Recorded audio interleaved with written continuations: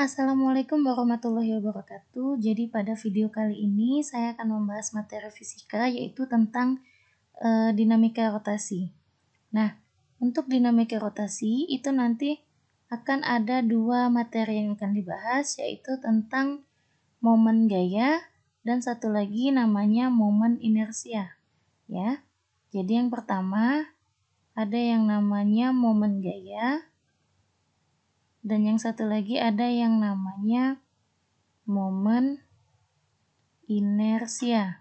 Nah, jadi pada dinamika rotasi kita akan bahas momen gaya dan juga momen inersia. Langsung saja untuk yang pertama yaitu tentang momen gaya.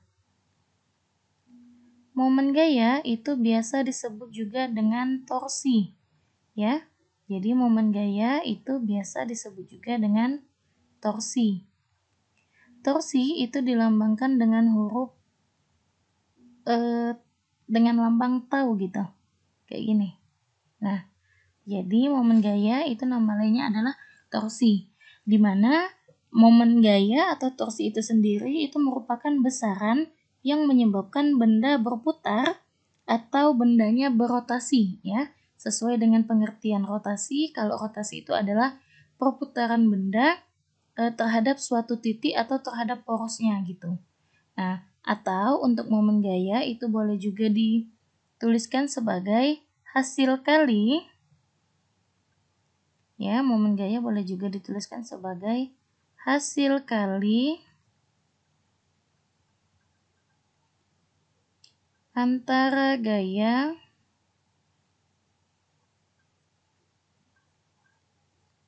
dengan lengan gayanya.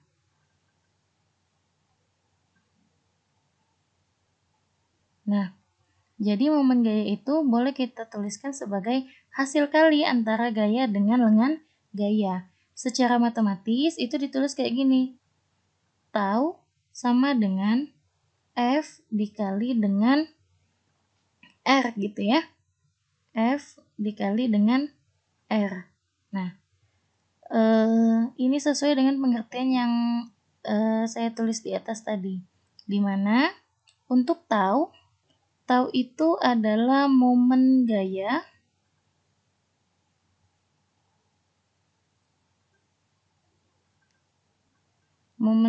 satuannya Newton meter. F itu adalah gaya, satuannya Newton. Dan R itu kalau di sini kan tadi lengan gaya, tapi di sini saya akan tulis kalau R itu adalah jarak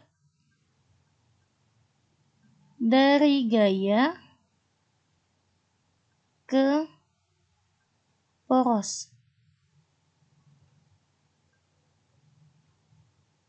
Nah, jadi R itu adalah jarak dari gaya ke poros dan satuannya adalah M. Ya, satuannya meter gitu. Nah, tapi karena mengingat momen gaya itu adalah suatu besaran yang menyebabkan bendanya dapat berputar, itu dia ada syaratnya. Jadi tidak semuanya bisa menyebabkan benda itu berputar.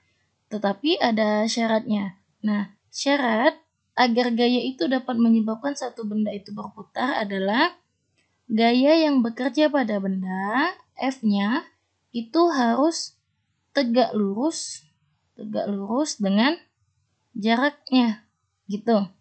Jadi gayanya harus tegak lurus dengan jarak. Nah, ini lambang ini dibaca dengan tegak lurus gitu ya. Lambang ini bacanya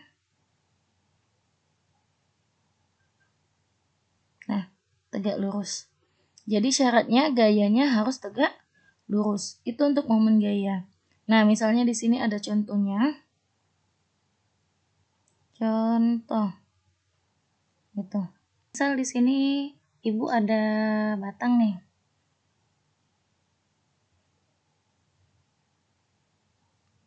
Segini ya. Nah, batangnya segini.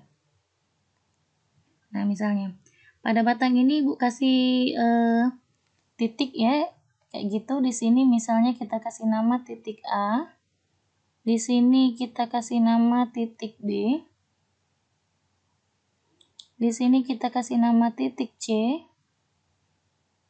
Di sini kita kasih nama titik D. Dan di sini kita kasih namanya titik E. Gitu. Nah, misal ada 5 titik pada batang ini, masing-masing tuh ada gayanya gitu. Jadi yang A ini misalnya ke bawah, gayanya ke sini, ada arahnya ya. Nah, ke bawah. Yang B ini misalnya dia ke atas gitu. Yang C ini misalnya dia miring gitu. Yang D ini kalau tadi dari atas ke bawah, ini coba ke atas gini kan. Nah, yang ini coba misalnya ke bawah deh. Ke bawah. Terus nanti ada lagi ke sini satu misalnya. Nah, misal ini ada soal kayak gini ya. Kita kasih nama dulu deh. Misal ini namanya F1 gitu. Ini F1, ini F2, yang ini F3, ini F4, ini F5, ini F6. Nah, misal ada soal kayak gini. Tentukan momen gaya pada titik A gitu. Jika, ini tentukan ya. Tentukan momen gaya pada titik A jika AB sama dengan BC, sama dengan CD, sama dengan DE, sama dengan berapa dia? Kita misalnya angkanya 2 gitu ya. Sama dengan 2 meter gitu loh. Nah, jadi tentukan momen gaya pada titik A jika AB sama dengan BC, sama dengan CD, sama dengan 2 meter. Nah, cara pengerjaannya itu, langkah yang pertama adalah kita tentukan dulu porosnya. Nah, jadi cara jawabnya di sini ya. Pertama kita tentukan dulu porosnya. Cara menentukan porosnya adalah dia itu ditanya terhadap titik apa. Tadi soalnya momen gaya terhadap titik A. Oh, artinya porosnya adalah A. Berarti yang ditanya nanti itu adalah tau A. Atau momen gaya pada titik A. Artinya nanti porosnya itu terletak pada titik A. Di sini porosnya ya. Titik A adalah poros. Setelah menentukan poros, kita buang semua gaya yang ada pada poros. Kita lihat, di poros ini ada gaya tidak? Kalau ada gaya, itu tidak usah kita hitung. Karena kalau gaya yang terletak pada poros itu, torsi atau momen gayanya pasti 0. Jadi tidak usah kita hitung. Ya, itu yang kedua. Yang pertama tentukan poros, yang kedua tadi hilangkan semua gaya yang bekerja pada poros. Kalau di poros sudah tidak ada gaya, ya berarti tidak ada gaya yang dihilangkan, kan gitu. Yang kedua, kita balik lagi ke syaratnya. Syaratnya adalah gayanya harus tegak lurus dengan lengan gayanya gitu. Artinya kalau tidak ada yang tegak lurus, kita tegak luruskan dulu. Misalnya kayak gini. Ini kan lengan gaya atau batangnya nih horizontal. Terus di sini kita punya gaya yang horizontal juga. Artinya dia sejajar, bukan tegak lurus. Jadi, gaya yang sejajar ini tidak usah kita hitung. Nah, yang tegak lurus yang mana? Ini F2-nya tegak lurus, F4-nya udah tegak lurus, F5 tegak lurus. Nah, lalu di sini kita lihat, di sini kan ada yang tidak lurus nih. Yang F3 nih, dia tidak horizontal juga tidak vertikal, kan gitu. Nah, misalnya kita pakai sudutnya buat hitung deh. Misal 30 derajat gitu. Nah, beberapa soal emang kebanyakan sudutnya itu di bawah sini. Ya, di sini letak sudutnya. Maka dari itu, kalau kalian di kelas 10, itu kalian biasanya sudah dikasih tahu kalau bagian penguraian vektor, bagian yang kena sudut, D-nya cos, yang tidak kena sudut, D-nya sin. Ini sudutnya kena sumbu horizontal. Kalau ditegak lurusin kan berarti ke atas ini nih D-nya. Nih, kayak gini. Ke bawah. Ya kan, ini kan. Nah, berarti dia kena sudut enggak? Enggak, karena sudutnya ke bawah. Kalau dia tidak kena sudut, berarti ini dia jadinya F3 Karena di F3 jadi F3 sin sudutnya 30 derajat. Nah, itu yang ketiga. Yang selanjutnya adalah kita tentukan arah perputaran bendanya. Ini bendanya nih. Untuk menentukan arah perputarannya adalah kalian coba ambil pena, terus kalian horizontalkan juga, terus ikutin yang ibu gambar di sini. Di sini kan di ujung sebelah sini itu porosnya. Bagian poros itu kalian pegang. Lalu setelah kalian pegang, yang ini itu kan arahnya ke atas. Jadi kalian dorong ke atas juga. Kalau ini didorong ke atas, nanti si benda ini dia akan naik. Ya nggak naik. Terus seolah-olah perputarannya itu menjadi berlawanan arah jarum jam. Kayak gitu ya. Nah, di sini kita bikin kesepakatan dulu nih. Kesepakatan gitu. Kesepakatannya adalah apabila benda nanti berputar searah jarum jam, itu nanti tanda gaya yang kita pakai itu positif. Tapi kalau dianya berlawanan jarum jam, itu nanti tanda yang kita pakai adalah negatif. Ingat ya, kalau batangnya berputar searah jarum jam, itu tandanya positif. Kalau batangnya berputar berlawanan arah jarum jam, itu tandanya negatif. Tapi nanti di beberapa buku, searah jarum jam itu negatif, berlawanan jarum jam itu positif. Sama aja, yang penting kesepakatan yang kita pakai. Kalau kalian pakai yang ini, udah pakai yang ini aja. Kalau kalian mau pakai yang di buku, udah pakai yang di buku aja. Jadi bebas mau pakai yang mana. Tapi harus satu aja, nggak boleh dua-duanya dipakai, itu jangan. Sekarang kita lihat. Untuk yang F2, tadi kan bendanya ke atas nih. Berarti geraknya berputar berlawanan jarum jam. Kalau berlawanan, tandanya negatif. Berarti kita kasih tanda negatif di dekat gaya F2-nya. Negatif ya. Oke. Sekarang kalau ini kan udah kita uraikan. Jadi yang F3-nya nggak usah dipakai. Kita pakai yang sudah kita uraikan tadi. F3 sin 30-nya.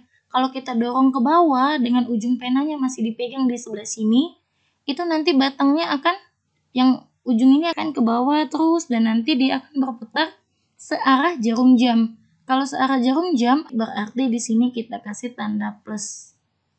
Sekarang yang ini. F4, ujung pena kalian tadi masih dipegang ya. Yang ini dipegang. Terus ini kan naik ke atas nih. Berarti penanya seolah-olah kita tarik ke atas. Ketika penanya ditarik ke atas atau benda ini ditarik ke atas, berarti bendanya nanti akan naik. Kalau naik dia berputarnya akan berlawanan arah jarum jam. Sehingga ini nanti kita kasih tanda negatif lagi. Nah yang ini juga, dia kan ke bawah nih. Searah jarum jam berarti tandanya positif. Oke, kalau kita sudah menentukan ini, jadi yang keempat adalah tentukan arah bendanya. Ya, dan kasih tanda pada gaya-gayanya. Pakai kesepakatan ini tadi. Nah, kalau udah sampai sini, coba kita kerjain ya.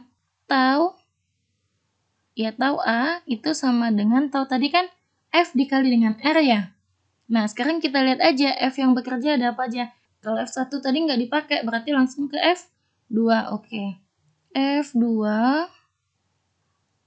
Kita lihat tanda F2 apa? Minus. Oh, berarti minus F2 dikali dengan, kalau tadi F terus R, dikali dengan R. R berapa? Kita ikutin aja nama gayanya. Kalau dianya F2, 2, berarti R-nya juga kita tulisnya di sini R2. Gak apa-apa. Ya, 2-nya udah. Sekarang yang mana? Udah 2, 3 ya F3-nya. Tandanya apa tuh? Plus. Oke, berarti tulis plus F3. Ini apa nih? Yang ini nggak kita pakai lagi, kita pakai yang warna hijau ini ya, yang udah kita uraikan. Berarti di sini F3 sin 30 derajat dikali dengan R lagi. R berapa? Karena 3, R3. Lalu sudah ya, yang 3 ya, 4. Tandanya apa tuh? Minus. Minus F4 dikali dengan R4. Terus yang ini ke bawah plus ya. Plus F5 dikali dengan R5. Nah, kan gitu.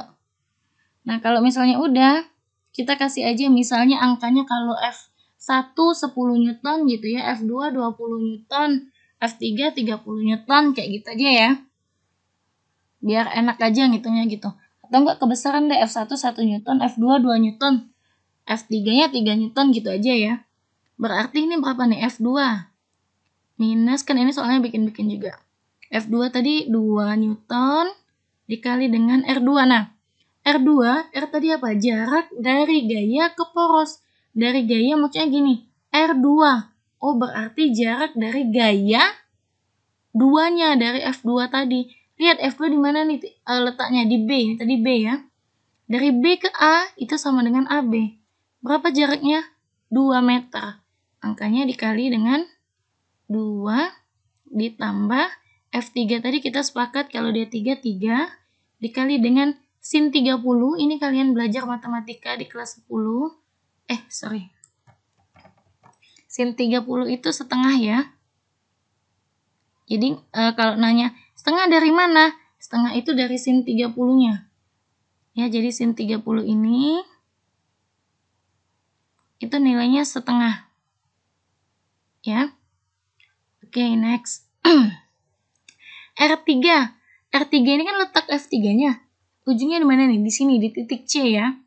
Kalau A ke B, 2 sama dengan B ke C, berarti 2 lagi. 2 tambah 2, artinya dikali dengan 4, dikurang, ini dikurang ya. F4-nya itu 4 dikali dengan R4 di sini nih, ini R4. Ya, karena letak F4-nya di titik D. Berarti 2, 2 lagi, 2 lagi. Berarti ada 6 ditambah dengan F5-nya itu 5, R5-nya di sini. 2 tambah 2 tambah 2 tambah 2. Berapa tuh? 2, 4, 6. Oke, 8. Nah, sekarang kita hitung. Cara hitungnya adalah kita kalikan dulu, ya. Nggak boleh ditambah kurang, kita kalikan dulu. 2 dikali 2, 4. Oh, berarti minus 4 ditambah. Nah, ini kan 3 dikali setengah dikali 4. Boleh yang ini kita coret, kita bagi dengan yang ini. Berarti ini sisa 2. 2 dikali 3, 6 gitu ya. Berarti 4 ditambah 6. Ini dikurang 6 kali 4, 24. Ditambah 5 kali 8, 40. Oke. Nah, udah tinggal dihitung aja nih. 4 tambah min 4 tambah 6 plus 2 plus 2 ditambah plus 2 min 42 min 22 ya. Min 22 ditambah 40 berarti 18 ya, plus 18 Newton meter. Plus 18, satuan F tadi Newton, R-nya kan udah meter nih. Udah, ini nggak ada tanda apa-apa karena dianya plus. Kalau nggak ada tanda apa-apa, oh artinya di sini tandanya itu plus. Nah, plus ini untuk menyatakan kalau bendanya itu akan berputar searah jarum jam. Kalau nanti hasilnya minus yang di sini, oh artinya bendanya itu berputar berlawanan arah jarum jam. Kita pakai kesepakatan yang ditulis di sini, gitu. Oke, itu untuk momen gaya, ya. Itu untuk momen gaya. Selanjutnya kita lanjut yang kedua, itu ada momen inersia gitu. Momen inersia. Nah, gini.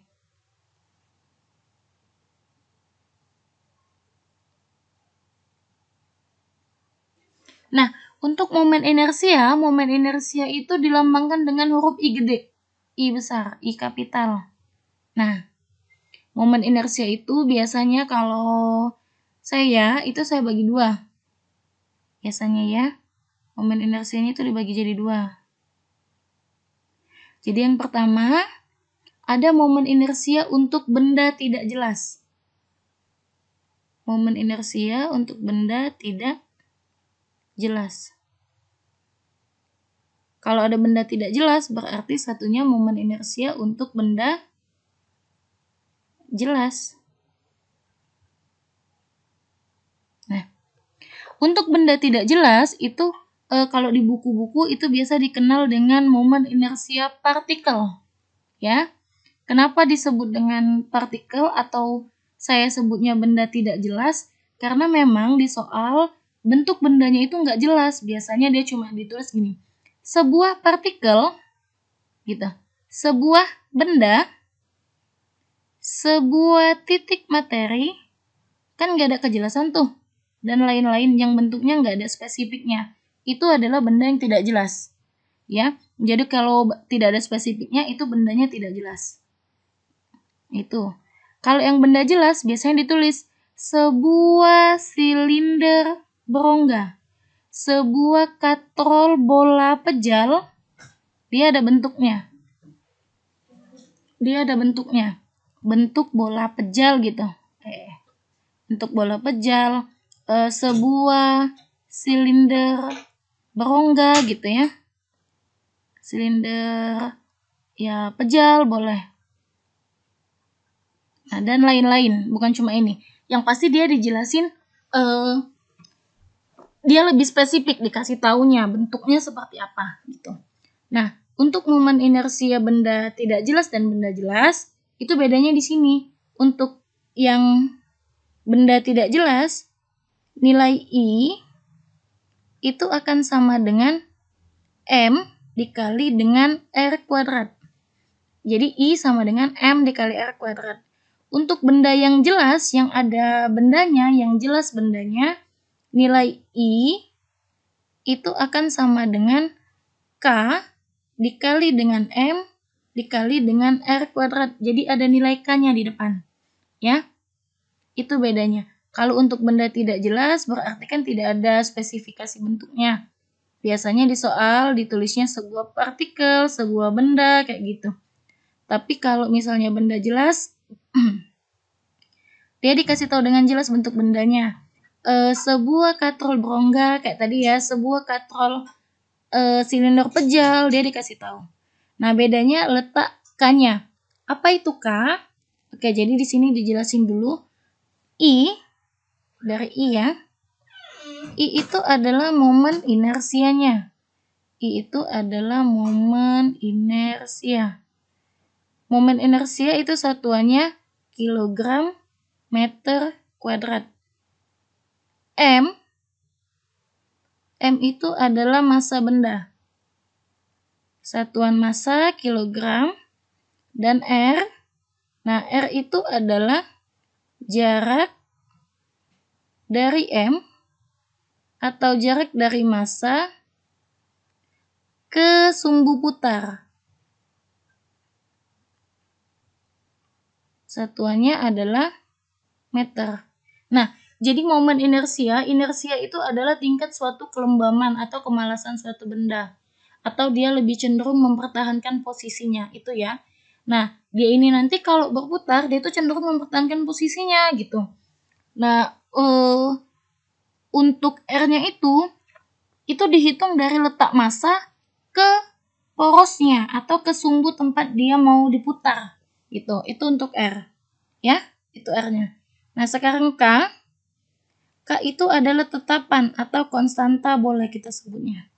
Konstanta. Untuk menentukan nilai konstanta, di sini akan saya kasih tahu nilai konstanta sebetulnya yang lebih sering keluar aja. Ya, biasanya yang lebih sering keluar itu adalah Siti Badriah Bambang Pamungkas gitu. Jadi yang sering keluar itu untuk nilai K-nya Siti Badriah Bambang Pamungkas. Nah, jadi Siti Badriahnya itu SB, Bambang Pamungkasnya itu BP. Gitu. Itu ya. Kayak gini. Jadi biasanya kalau ingat momen inersia tuh ingat Siti Badriah diajak main bola sama si Bambang Pamungkas. Untuk S yang ini itu untuk silinder. Untuk B yang di bawah itu bola. B yang di atas ini berongga. P pejal. B yang ini berongga lagi. Dan P yang ini juga pejal. Nah, untuk menentukan nilai K ya. Ini untuk menentukan nilai K. Bentar.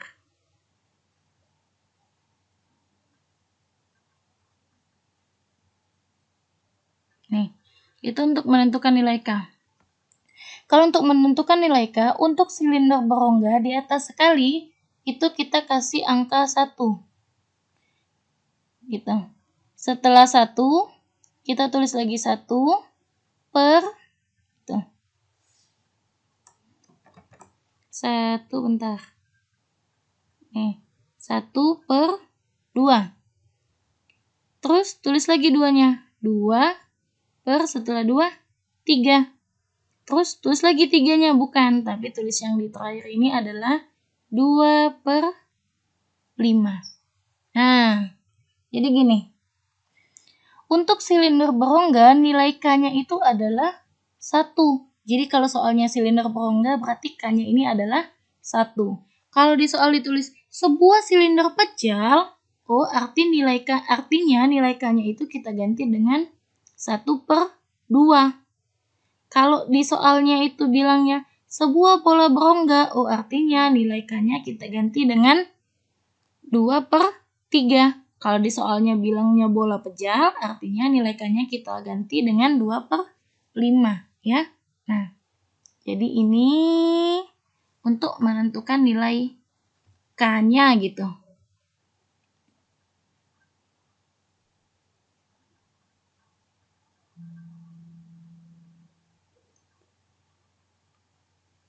Nah, oke. Selain pada silinder dan bola, yang sering keluar juga itu biasa soalnya terjadi pada batang, ya. Jadi selain silinder dan bola, itu biasanya juga bentuk benda yang sering keluar itu adalah batang. Nah, untuk batang itu biasanya dia tergantung letak putarnya. Jadi gini, misalnya kayak gini ya, ini ada batang nih. Bentar. Di sini ada batang. Ini batangnya nih. Nah, pusat atau tengah-tengahnya kan di sini. Ini ini tengah-tengahnya nih. Nah, ini tengah-tengahnya. Ya, ini ya lurus lah anggap. Nah, ini tengah-tengahnya. Jadi ketika batang ini diputar di tengah-tengahnya, maka nilai K yang kita gunakan itu adalah 1 per 12. Jadi nilai K-nya itu adalah 1 per 12. Nah, kalau dia diputar di tengah-tengah, itu nilai K-nya 1 per 12 ya. Terus kalau ini pakai R, dia itu nanti pakai L. Pakai panjang batangnya itu berapa? Gitu ya.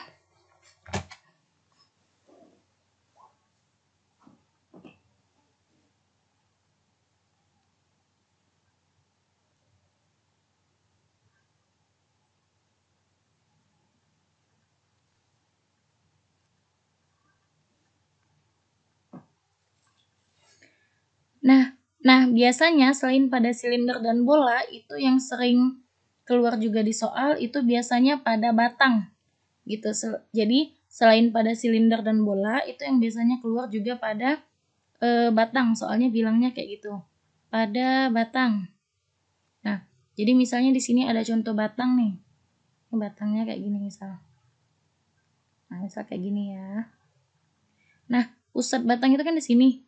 Pusat itu artinya tengah-tengahnya. Tengah-tengahnya kan di sini. Nah, ketika batang itu diputar di tengah-tengah, maka nanti nilai K-nya adalah 1 per 2. Sehingga I-nya itu akan sama dengan, menjadi 1/12 maksudnya. Sehingga nilai I-nya akan sama dengan 1/12 M dikali L kuadrat. Jadi R-nya itu diganti dengan L. Kenapa L? Karena batang itu kan gak ada jaraknya. Adanya panjang batang. Itu ya. Itu kalau dia diputar di pusat atau di tengah-tengah batangnya. Nah, yang kedua, kalau misalnya ada batang lagi, tapi dia diputarnya tuh di ujung batangnya. Misal diputar ujung batang tuh di sini misalnya. Diputar di sini atau di sini juga boleh.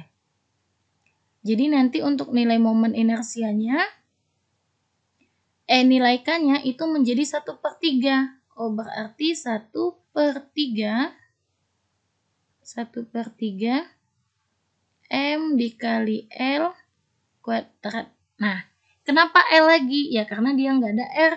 Adanya cuma panjang batang. Gitu ya. Nih.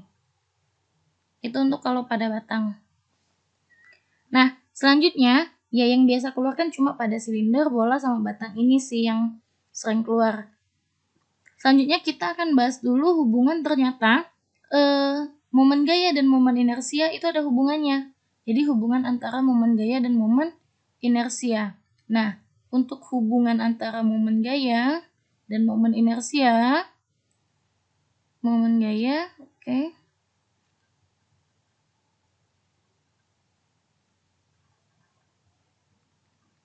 Nah, hubungannya ini adalah ternyata torsi itu sama dengan momen inersia dikalikan dengan alfa. Ternyata hubungannya itu tau itu sama dengan I dikali dengan alfa. Dimana tau itu kita masukkan F dikali R-nya. Biasanya di soal, I itu tergantung soalnya apakah dia benda jelas atau benda tidak jelas. Dan A itu adalah percepatan sudutnya. Ya, itu aja. Tinggal dimasukin aja rumusnya. Dan tergantung apa yang dicari. Apa yang ditanya gitu biasanya. Jadi A ini atau alfa ini adalah percepatan sudut. Ya, di gerak melingkar kelas 10 itu udah belajar. Percepatan sudut. Nah, satuan percepatan sudut mungkin masih ingat radian per sekon kuadrat. Itu ya. Nah, terakhir satu lagi setelah hubungan antara momen gaya dan momen inersia, itu ada energi kinetik ada energi kinetik total. Jadi energi kinetik gerak menggelinding. Kita hapus deh. Nah, jadi setelah hubungan momen gaya dan momen inersia, itu nanti ada yang namanya gerak menggelinding, ya. Dan biasanya yang dihitung itu adalah energi kinetiknya. Gitu. Jadi energi kinetik gerak menggelinding. Energi kinetik gerak menggelinding. Menggelinding gini.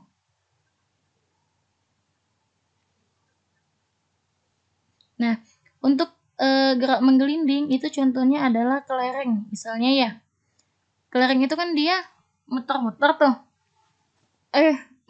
Atau enggak, gasing deh boleh. Gasing deh. Gasing kan muter-muter. Apa sih contohnya? Nah, untuk gerak menggelinding itu contohnya adalah misalnya bola atau kelereng dia dijatuhin dari atas ke bawah gitu ya. Jadi misalnya kayak gini. Di sini ada bidang miring, terus di sini ada bolanya. Terus bola ini kalau dia jatuh kan dia muter gitu. Muter, terus sampailah dia ke bawah nanti. Kan itu menggelinding. Jadi menggelinding itu perpaduan dari gerak rotasi dan gerak translasi gitu. Artinya nanti energi kinetiknya atau energi kinetik totalnya itu adalah penjumlahan dari energi kinetik translasi. Nah, translasi itu adalah gerak berpindah ya, bergeser. Jadi dari atas ke bawah itu translasi namanya. Kalau rotasi ya dia itu kelerengnya muter-muter. Nah, gitu. Jadi energi total itu adalah penjumlahan dari energi kinetik. Energi kinetik total. Jadi energi kinetik total itu adalah penjumlahan dari energi kinetik translasi ditambah dengan energi kinetik rotasi. Sehingga energi kinetik total itu boleh ditulis kayak gini biasanya. Energi kinetik translasi itu yang bergerak, yang berpindah. Kalian mungkin masih ingat dengan setengah move on, gitu ya.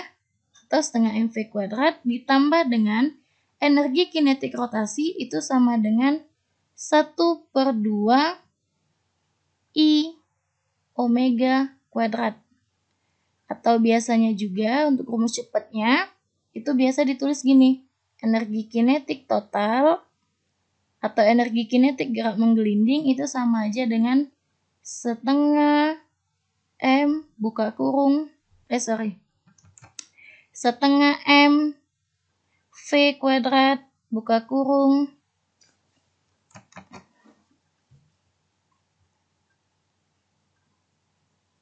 V kuadrat buka kurung K plus 1. Nah, biasanya kayak gini. Nilai K-nya berapa? Apakah 1, apakah setengah, sesuai dengan K yang ini tadi ya, benda jelas tadi ya. Udah, ikutin aja. Tinggal dimasukin aja ke nilai K-nya, tambahin 1. Terus masukin deh berapa masanya, berapa kecepatannya. Udah selesai. Nah, jadi untuk pertemuan kali ini, untuk di video kali ini. Nah, jadi untuk video kali ini, untuk dinamika rotasinya kita bahas sampai sini dulu. Kita udah bahas momen gaya, momen inersia, hubungan momen gaya dan momen inersia, serta energi kinetik gerak menggelinding. Sampai sini dulu. Semoga bisa dipahami. Assalamualaikum warahmatullahi wabarakatuh.